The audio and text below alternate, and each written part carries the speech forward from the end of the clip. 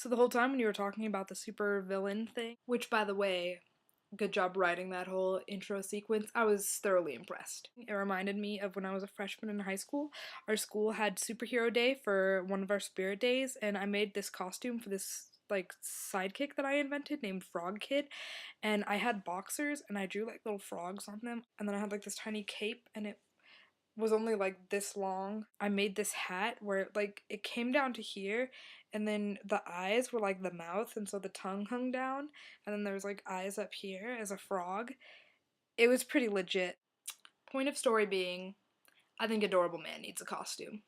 I have a really hard time picking favorite movies, but since that's what you decided my punishment week was going to be, I am a really, really big sucker for Disney movies, and I have a top 3 Disney movie. Number 3 is Beauty and the Beast. I don't remember the first time I saw it, because the first time I saw it I was a little kid. I love the whole beautiful lady falls for the big, gnarly, massive something, because even though he's an asshole at first, he has a good heart, and he's just gone through a lot of shit, you know? And then, of course, there's, like, dancing clocks and shit. So this great movie. Second favorite movie is Lilo and Stitch. It's really cute. I love the animation in this movie. I love how their like body types are different than stereotypically and that it actually is just like Hawaii. I watched this movie seriously like every day after school when I was a sophomore in high school. When my parents were divorcing, I just like, I felt like this, like Lilo understood me, you know, like we had something in common because we had like broken families or whatever. And I had a great connection with this. The first time I saw this was when it came out in theaters.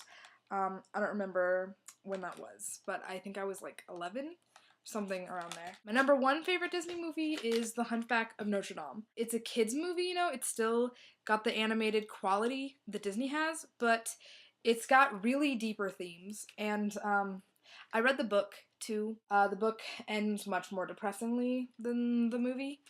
But I just love this because there's like this hunchback guy. I guess I love this for similar reasons as I love this, except for Quasimodo was never a jerk in the beginning. He was always just adorable and he was always malformed, and in the end he doesn't get the girl, unlike Beast.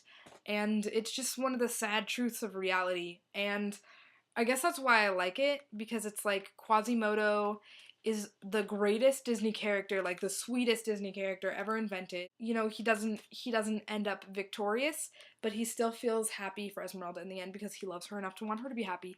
And so this is the only Disney movie I think that really gives you like an honest view of what real love is like. I like musicals a lot. I love Rent, so good. Rent is so good. I just saw it for the first time like less than a year ago, and I love it. Hairspray, the new Hairspray, not Hair, the old one. I haven't seen that one yet, but I should. The new Hairspray I loved so much. I didn't take this movie because I knew my mom would know it was gone because I think everyone in our family loves this movie. I first saw this movie probably 3 years ago. Uh, Sophomore to junior in high school, around there.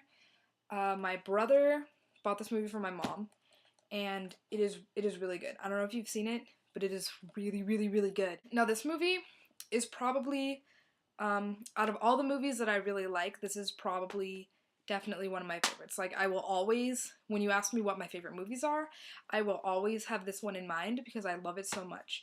I Am Sam, so good. I don't watch it very much because of how heartbreaking it is, but it's just so good. I think the first time I saw this, I was really young when I first saw this. I was probably like 9 or 10 maybe. Anyways, this movie is the reason I started listening to the Beatles. Not to mention, I mean, it's got Michelle Pfeiffer, Sean Penn, and Dakota Fanning. That's like a recipe for success. As far as me feeling like I'm genderqueer, the thing with me is that I don't necessarily feel like I'm using the wrong restroom or anything. I don't feel like people are identifying me by the wrong pronouns. I don't feel like a boy, but I don't really feel like a girl. You know, like I'm adapted to using those pronouns. I'm adapted to using that bathroom. I'm adapted to having long hair. I'm adapted to wearing girls' clothing because my mom wants me to be like a girly girl so bad. And I'm really not, but I'm also not, I don't think I'm particularly boyish. The thing with me is that I don't think I really fit into either gender binary. I don't think it can be necessarily described. To give you an example, when talking about myself and my sexuality, when I refer to myself, I use the word lesbian sometimes, but not very often.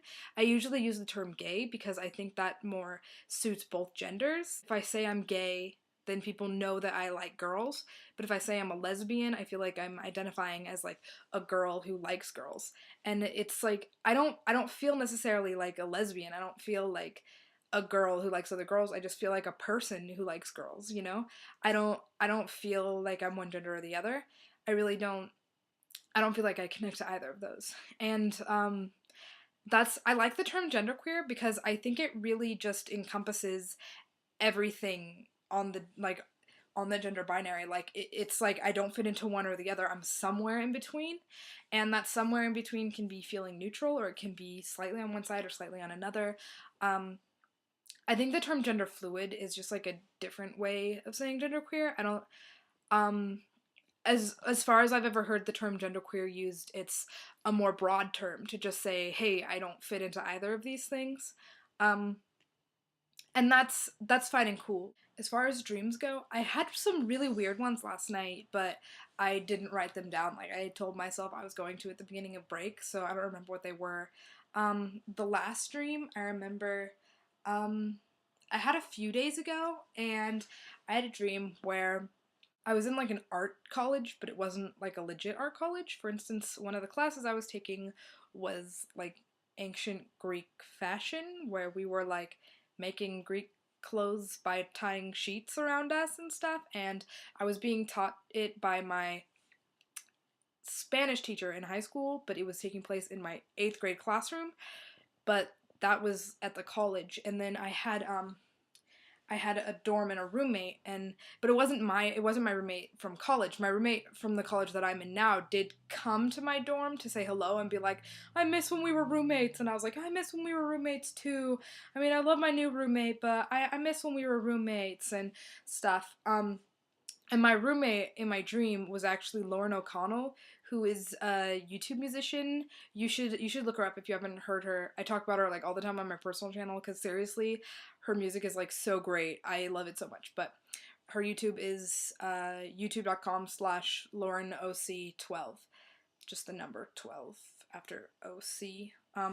Name's Lauren O'Connell. So right, I had a dream that she was my roommate, but we had classes at different times, so I never saw her. Like I never saw her like the whole time. I saw her one time, and it was like I took a shower, and when I got out of the shower I had like my towel on, and she'd forgotten her key, and so she like knocked on the door, and I opened it, and I was like half naked, and I was like, "Hey, Lauren, one time I see ya I'm naked. How's it going?" Um and I have a bunch of really weird dreams. I'll have to actually start writing them down because I have some really good ones. And I love hearing about people's dreams, especially I don't know about other people, but when I remember my dreams, I usually remember them in pretty big detail. Like there's some dreams where I could recount them for like 10 minutes about everything that happened. Um I really like hearing people's dreams in depth because sometimes I think it's like the little tiny things in dreams that are like, "What?" That's the best part about them. So, I look forward to hearing more dreams from assorted people and whatnot, and hopefully remembering mine because I have some good ones. And I have to go edit this because this video is almost late too, but I will talk to you later.